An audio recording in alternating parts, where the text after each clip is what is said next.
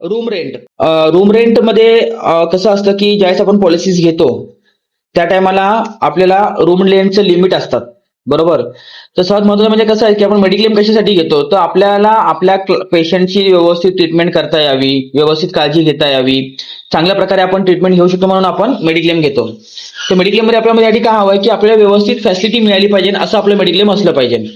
तर आता काय आहे की मेडिक्लेम ज्यावेळेस आपण घेतो तर रूम रेंट हा एक प्रकार असतो. याच्यामध्ये कसं आहे की तुमच्या पॉलिसीमध्ये रूम रेंट किती मिळू शकतं, तर काही कंपन्यांमध्ये तुमच्या सम एश्युर्ड तुमची पॉलिसी 5 लाखाची पॉलिसी असेल त्याच्या 1% मिळतं. काही पॉलिसीमध्ये सिंगल स्टँडर्ड एसी रूम मिळतो, म्हणजे त्या कोणत्याही हॉस्पिटलचा एक स्टार्टिंग रूम जो असेल स्टँडर्ड रूम, म्हणजे आपल्याला माहिती आहे की हॉस्पिटलमध्ये गेल्यानंतर जनरल वॉर्ड असतात, नंतर ट्रिपल शेअरिंग असतात, नंतर ट्विन शेअरिंग असतात आणि नंतर एक स्टँडर्ड रूम असतो ज्याच्यामध्ये आपला एकटा पेशंट आणि आपल्या पेशंट बरोबर कोण रिलेटिव्ह राहू शकत असतो. तर अशा प्रकारच्या कॅटेगरी असतात. पण स्टँडर्ड रूमच्या वर पण कॅटेगरी येतात. स्टँडर्ड रूमच्या वरती येते deluxe room, super deluxe room, suite room, VIP room, ते वरच्या कॅटेगरीज आहेत.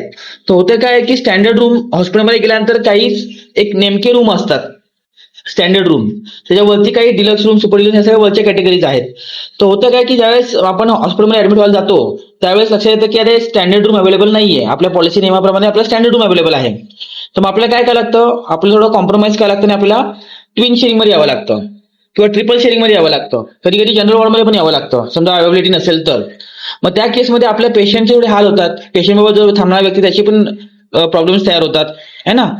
तर कुठे ना कुठे आपण बघतोय की कोविड नंतर भरपूर लोकांकडे मेडिक्लेम आहे, ऑफिसेसवाल्या एम्प्लॉईजकडे मेडिक्लेम असतात आणि त्याच्यामध्ये सगळ्यांमध्ये कंडिशन तीच असते, एक तर समोरच्या 1% किंवा सिंगल स्टँडर्ड एसी रूम तुम्हाला मिळणार. तर आपल्या पॉलिसीमध्ये सगळ्यात खास बात काय आहे की तुम्हाला कोणत्याही हॉस्पिटलचा कोणताही रूम मिळू शकतो.